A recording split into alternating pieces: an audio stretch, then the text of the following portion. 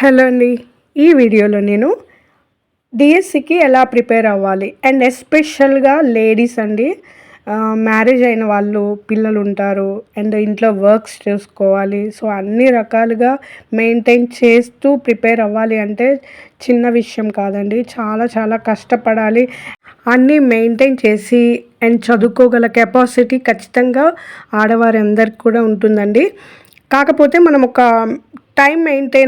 Time table maintenance అనేది ఖచ్చితంగా చేయాలి. సో అండ్ ఇప్పుడు పిల్లలు ఉన్న వాళ్ళైతే వాళ్ళు స్కూల్కి వెళ్ళిపోతారు. మొత్తం కూడా పనంతా ప్రిపేర్ అయిపోతుంది మార్నింగే.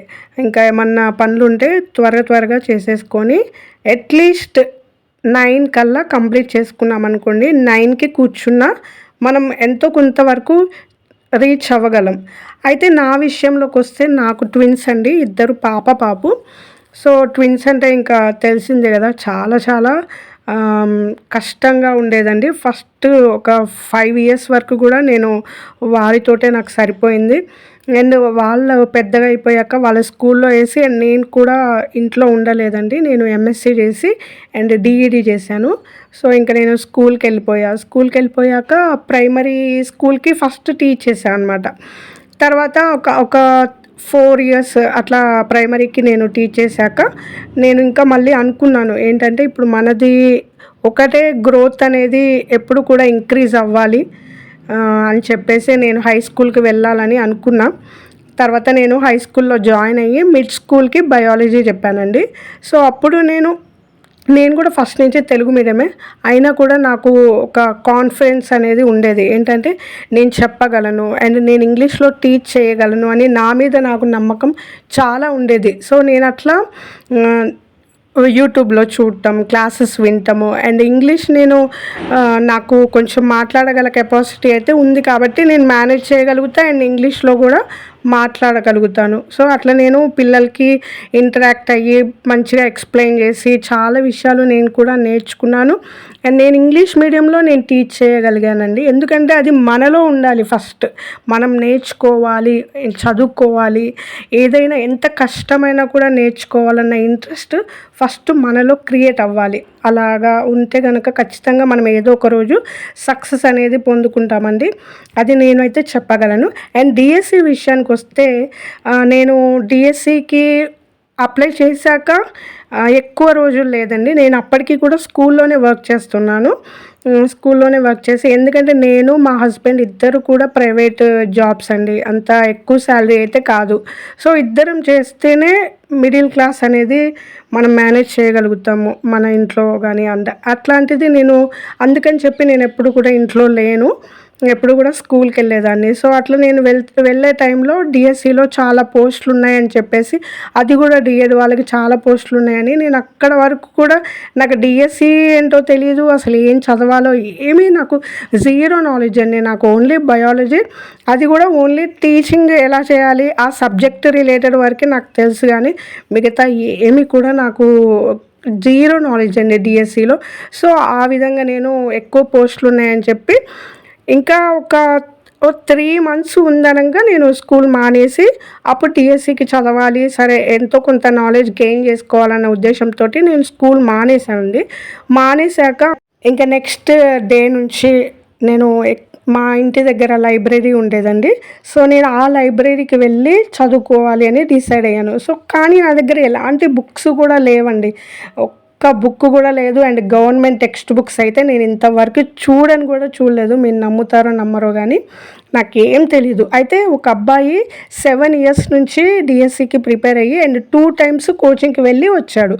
సో అతను నాకు తమ్ముడు అవుతాడనమాట. సో అక్కడ ఆ లైబ్రరీకి వచ్చి చదువుకుంటూ ఉండేవాడు. సో నన్ను మా హస్బెండ్ ఆ అబ్బాయి దగ్గరికి తీసుకొని వెళ్ళి కొంచెం చూసుకో, ఏమన్నా బుక్స్ ఉంటే ఇవ్వు అని చెప్తే ఆ అబ్బాయి నాకు బుక్స్ ఇస్తే నేను చదువుకున్నా. ఫస్ట్ 1 మంత్ అండి లిటరల్గా నాకు ఏం అర్థం కాలేదండి. అసలు ఏంది ఇది, ఏం చదవాలి, ఎలా ప్రిపేర్ అవ్వాలి, నాకు కొంచెం కూడా ఏమి తెలియదండి. ఎలాంటి ఇంపార్టెంట్ పాయింట్స్ వస్తాయో అన్నది కూడా నాకు ఎలాంటి నాలెడ్జ్ కూడా లేదు.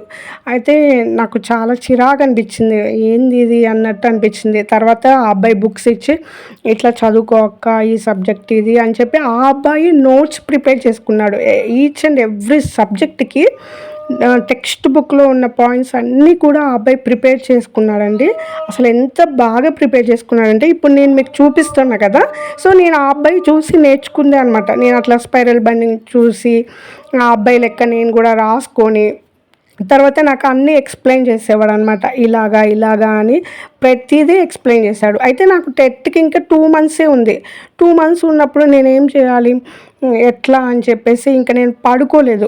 ఓన్లీ 5 అవర్సే పడుకున్నా. మార్నింగ్ మొత్తం వర్క్స్ అన్నీ కంప్లీట్ చేసుకోవడం, లైబ్రరీకెళ్ళిపోవడం అండ్ కూర్చోవడం, ఆ అబ్బాయి బుక్స్ తీసుకోవడం, చదవడం, ఏదైనా డౌట్ ఉంటే ఆ అబ్బాయిని అడగడం. అలా చేసుకుంటూ నేను ప్రిపేర్ అయ్యాననమాట. తర్వాత మార్నింగ్ మొత్తం కూడా కంటెంట్ చదివా. సో, కంటెంట్ అలా చదివి ఇంక మధ్యాహ్నం నిద్ర వచ్చేది.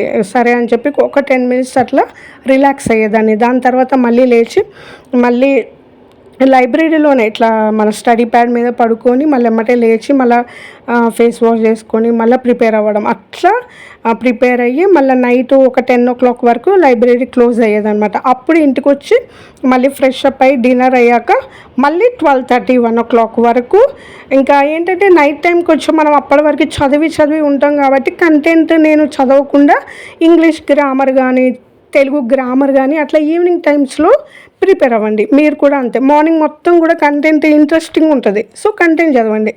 అండ్ ఎప్పుడైతే మనకి ఈవినింగ్ టైర్డ్ అయిపోయి ఉన్నామో ఆ టైంలో మనం గ్రామర్ పార్ట్ చదివామనుకోండి చాలా ఈజీగా మనకి కొంచెం రిఫ్రెష్ లాగా ఉంటుంది అండ్ గ్రామర్ నేర్చుకోవాలన్న ఇంట్రెస్ట్ కూడా ఉంటుంది.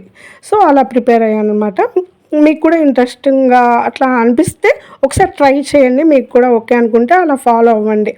సో, అట్లా నేను 1 మంత్ వరకు ఏం అర్థం కాలే.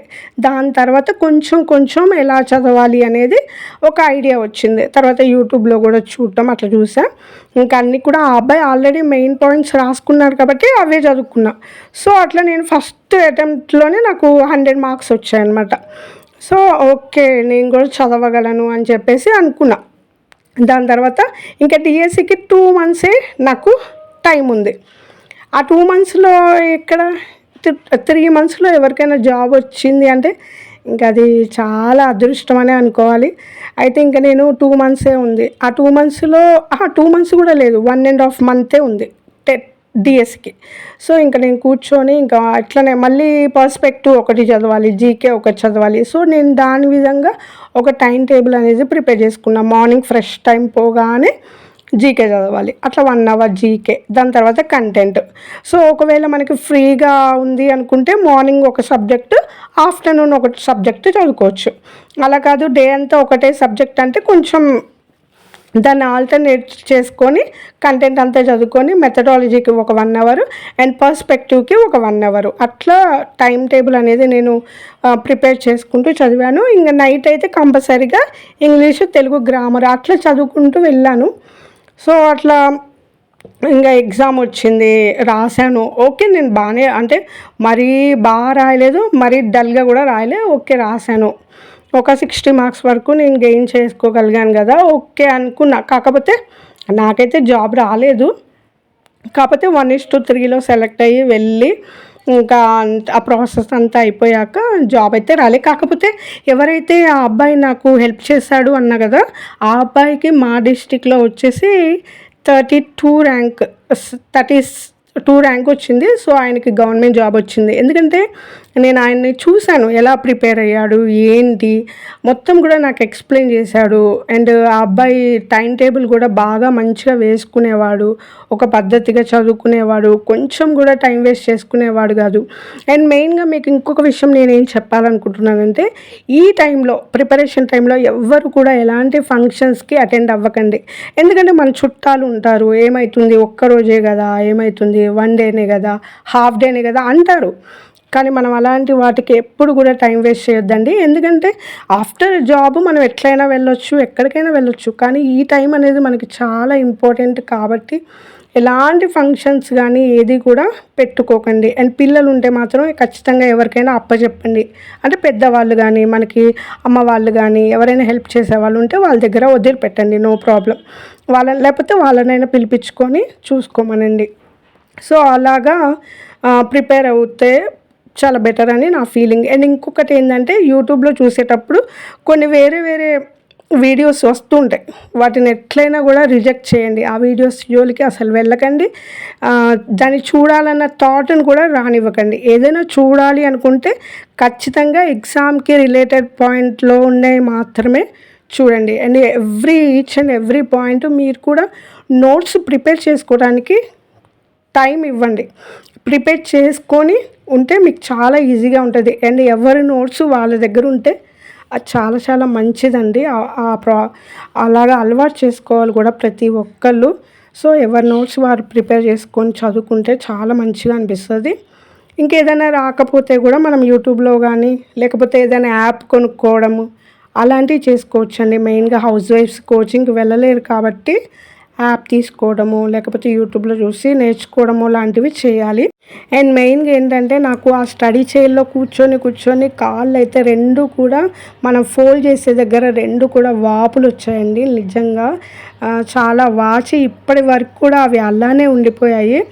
సో అలా ఎవరు కూడా కంటిన్యూగా కూర్చోకండి. ఎందుకంటే అలా కూర్చోవడం వల్ల కాళ్ళు రెండు వాపులు వచ్చేసాయి నాకైతే. అందరు కూడా ఒక 1 అవర్ వాకింగ్ చేయడానికి ట్రై చేయండి. రిమైనింగ్ మొత్తం కూడా చదువుకోండి. ఓకేనా? సో ఇదండి నా డిఎస్సి జర్నీ. సో ఈ వీడియో కనుక మీకు నచ్చినట్లయితే తప్పకుండా లైక్ అండ్ సబ్స్క్రైబ్ కూడా చేసుకోగలరు. Thanks for watching.